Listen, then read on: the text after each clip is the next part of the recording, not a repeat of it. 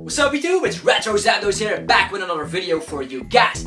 Think back all the way to the early 2000s and get your purple lunchbox out of your box, because this time we're going to explore the top 10 GameCube games. Yeah, that's right, the GameCube holds a really great place in my heart, because I grew up with it, because I was like around 12-ish when I got it, together with Colosseum, a really great Pokemon game. So the thing I remember about this is that the controller fits really well into your hand, and the games had so much impact. We had a lot of multiplayer games, and the thing I noticed is that the graphics hold up really well. They definitely pushed themselves with this purple lunchbox. You got also in different colors like black, silver, and other colors like that, but we are going to experience some great games, so stick with me guys. Po!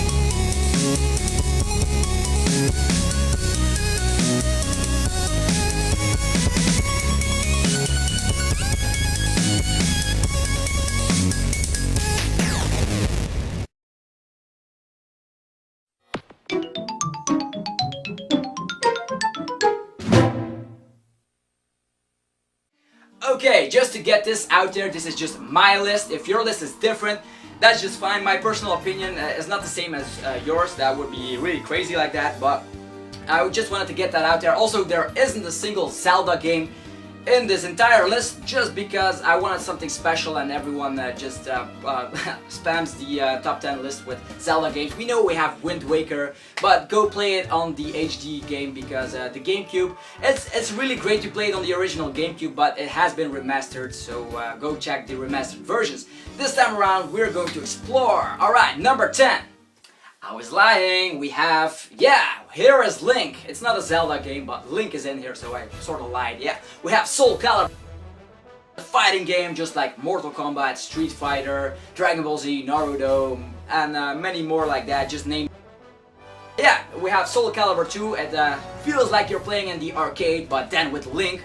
And a thing to note here is that version we have, like this is Soulcalibur II for the GameCube. Each version, like the PlayStation 2 had a special character. System. Xbox had a special one, and the GameCube got Link. As Link is actually the best character in this game, in my opinion. I played it a lot, and the thing I noticed as well is that there's a lot of collectibles, a lot of stuff to do. I really like the just the arcade mode, smashing the people up with my Link, remastering my. Are really great, and the graphics really hold up. So if you enjoy fighting games, definitely get this to your Wii collection. What am I saying? It's the GameCube, yeah, your GameCube collection. Mixed up just because I was to the Wii and the Wii U with remastered version. So yeah, thinking about GameCube, pick this one up. It's a fighting game and it has Link. What else do you need? Okay, we have Metroid Prime. Remember the days in the Super Nintendo, playing Metroid all over again. Super Metroid, awesome game, side-scroller, Castlevania. I actually invented the Metroid Castlevania type of style games, but this is different. We have a 3D Metroid game, and Samus is really kicking things up. She's rolling around, shooting people, shooting monsters. It's awesome. Actually, it's only monsters, if I remember correctly. It's been a while since I played this, but the thing I remember most is that the graphics are really different than the Super Nintendo version. In the Nintendo 64 era, we were all waiting for a 3D Samus game, or some didn't care about the 3D, but I really enjoy 3D games, but this one was wow. It got a really high score by IGN, and second one as well, and then we have a third one on the Wii, so it's a trilogy worth up to 80 hours of gameplay, so a lot of stuff to do. The thing is, here we have some puzzles here and there where while you shoot, it's a 3D person. Yeah, 3D person shooter, not like Call of Duty, not like Battlefield, not like the all the games like that. It's not an online game. It just has a lot of story going into this game. If you like 3D shooters, or 3D first-person shooters, that's what I'm gonna say. Yeah, I was mixing things up. First-person shooters is what I meant. Definitely check this out. It's a classic. And if you can't get enough of Metroid Prime, check out the second one and the third one. Alright. Up next, number 8, we have Mario Party 4. There I was actually doubting between Mario Party 4, 5, or 6. And I thought like, yeah, what did I play most as a kid? And I picked Mario Party 4. It has a really great stage selection and a lot of characters you can play as. There's a lot of new items. I remember that one item that you can summon a genie and do some wicked stuff with your friends, and then your friends like, oh no, you got the genie and stuff. You get to play as Luigi, just like in Mario Party 3. Luigi is still around, and then there's also I think there's another character in here that wasn't in Mario Party 3, but there's a lot of stuff going in here. Get your party on, get it to the cube, the GameCube, with Mario Party 4. If you are still looking for a great time with your friends and you need a multiplayer game, look no further, we have Mario Party at your side. Okay, with that out of the way, we go to the number 7 spot. We have Resident Evil 4. Just like in the menu screen, I just stated it like that. Resident Evil 4, a really great horror survival game to get your your spook on, or whatever you want to call that. Turn down the lights, sit on your couch, put your headphones on, and be prepared to scare your butt off with this awesome horror survival game. I think it's one of the, it's stated here on the cover, designed to be the greatest survival horror game of all time. And I think they succeeded a bit here and there, because it still holds up. Coming from the Resident Evil 2 and the 3 one, where the controls are a bit clunky, and here this one holds up really well. You go to the story and just try not to get killed by the zombies. Got a lot of great weapons, new gameplay mechanic behind the camera, scene perspective, new never before seen enemy, and surprisingly really great 3D graphics at the time. Resident Evil 4, check it out. Talking about survival horror games, we also have number 6, another one, and this one is straightly from Nintendo. We also had Resident Evil 4. That was also on the Xbox, I believe, or the PlayStation 2. So this is exclusively to the GameCube. Eternal Darkness, Sanitys Requiem. Yeah, this one is great because you play as a female character, actually most of the time. You go back and look at some pages, you're in the house, and you look back and go back into the time, and there's a lot of creepy stuff in here. This game really messes with your head. There's a lot of psychology going on here and there. It's kind of a thriller. You don't know what to expect next, and then boom, out of the shadows they come, like skeletons and all those creepy stuff here and there. I think this game deserves more attention. I think it's worth kind of more than the other, than Resident Evil 4. I think this one is a bit better in my opinion, because it's just so unique. I never played this game until recently, and I had to say it held up really well for the time. Got released probably at 2002 or 2003. This game is really great. If you haven't added it to your GameCube collection, definitely do that. It's awesome. Okay, moving on, we have number 5, the top 5. We have Luigis Mansion. Yeah, this game got actually bundled, not bundled, but it got released with the console, so it was around when the GameCube still was fresh. And most people were expecting a Mario game, like, oh yeah, I want a new Mario Super Mario 64, just like that, a really great title to start my GameCube collection at the early beginning. But we got Luigi instead, but we can say this is like Resident Evil 4, but then for the minor audiences, like what can you say? It's just so child-friendly, but still at the time has creepy and good music and a really great spooky vibe to it. But it's not like on the survival horror with the blood and the zombies like with Resident Evil, or psychology like Eternal Darkness. But it just really had so much time and so much fun put into this game, sucking up all those ghosts with you. I felt like a really Ghostbuster playing this game, because Mario was actually on a vacation or something, or Luigi won this house, or I think Mario won this house, something like that. It's been a while, but the story was really great, and you had to find Mario and get your way to the mansion and suck up all those ghosts. Really fun time. Definitely, you can't get enough of sucking up ghosts. Try this out. Luigi's Mansion. Number 4, we have a Sonic game. Originally released on the Dreamcast, this got a re-release on Sonic Adventure 2 Battle. This game is one of the better Sonic games out there. You just race all different kind of how can you say that, play styles. You had to play with Knuckles, with Sonic, and then with Tails, and they all had really different styles to the gameplay. We had Sonic rushing through the levels as we know him, collecting those rings and getting to the finish as fast as possible. Gotta go faster.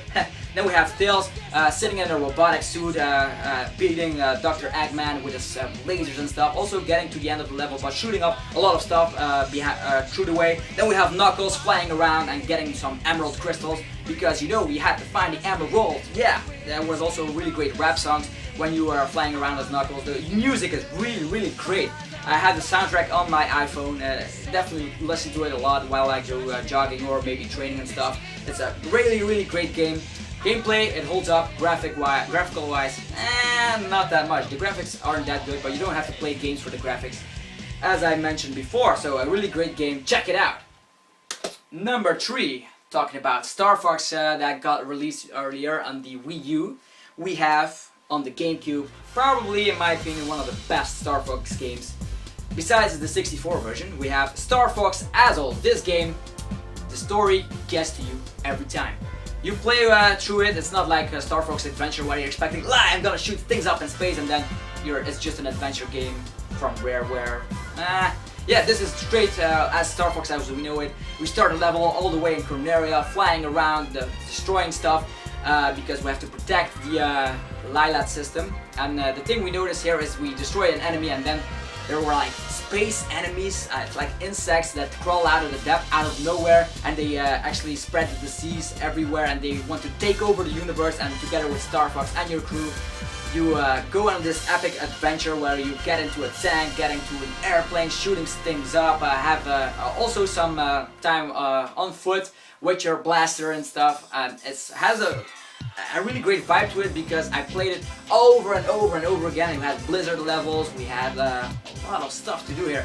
The thing I noticed is that the final boss and the cutscenes, man, this game had it all. It had a story, it had multiplayer, which is a really great experience when you have 4 players flying around, shooting each other, getting in a tank, walking on foot. It's like a third-person shooter, not a first-person shooter, a third-person shooter when you're on foot, so that's also something great. The graphics hold up, so Star Fox Azul, one of my favorites on the Gamecube.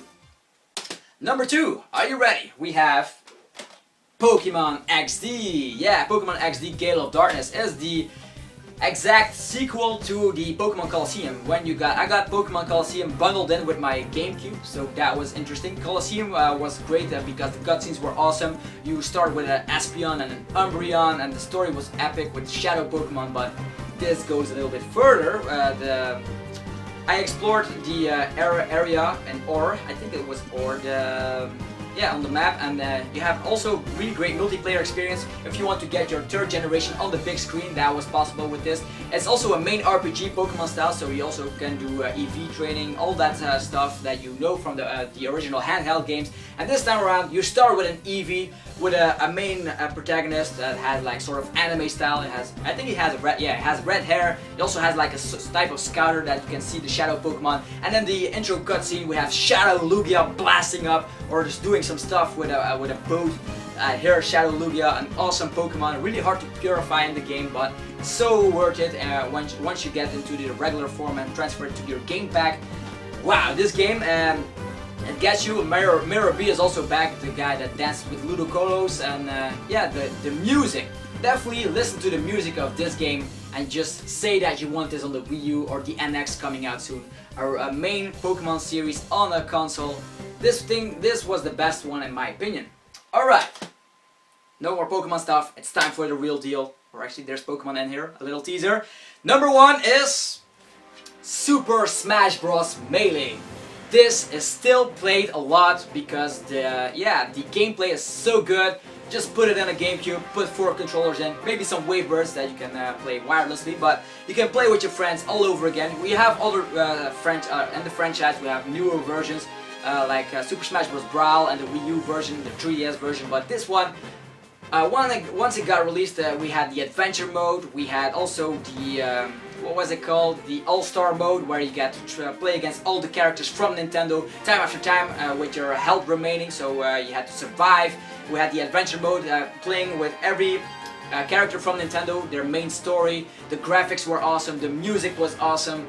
The arcade version, where you just play like 10 against 10 opponents and then play against Master Hand or maybe Crazy Hand or a lot of stuff. And there's also event mode where you play events. I think there were 50 of them. At the end we have Giga Bowser, which was the what's it called, the finisher of the newer Super Smash Bros. Games, but this time around you couldn't play it when you're friends, only when you have Action Replay or stuff like that. But This one, or Game Shark, I don't know what you use for the cheats on the GameCube, I don't really care though, but you had to face Giga Bowser at the end of the game, and that was so much fun. I played it a lot. We also have the home run contest implemented into the game. I played it a lot, just throwing the sand back out of the target, out of the platform, going all the way to get those levels. The thing I noticed here, I played a lot of hours with my friends as well, and with that you get unlockables. You get, for example, if you play like 1,000 matches, I believe you get Mewtwo, or 700 when you get Game & Watch. You play a lot of hours into this game, and you play with your favorite characters, all the story, all the things that come in here is just amazing. This is the best game, still worth a lot of money, the best game for the GameCube in my opinion. And that was my list. I know there's not a Zelda game in here, and some honorable mentions are Super Mario Sunshine, also a great game. I do prefer the 64 version, that's why maybe I got a little bit fussed behind. But this is my version of the top 10 list for the GameCube. Definitely let me know what your favorite game of the GameCube was, and what color of GameCube you had. I'm really interested in that. And yeah, with that I'll leave you guys. Have a fresh, awesome day. Enjoy the rest of your day. Summer is coming, enjoy it. Or maybe winter is coming, depending on where you are in the world. But yeah, enjoy yourself, and I'll see you guys next time. Stay fresh. Back 'em up with the fist metal crackle. I'm hearing someone saying you a chicken, don't be scared. It had to be the wind, cause nobody wasn't there. I searched and I searched as I climbed up the wall, and then I started to fly. I went in deep.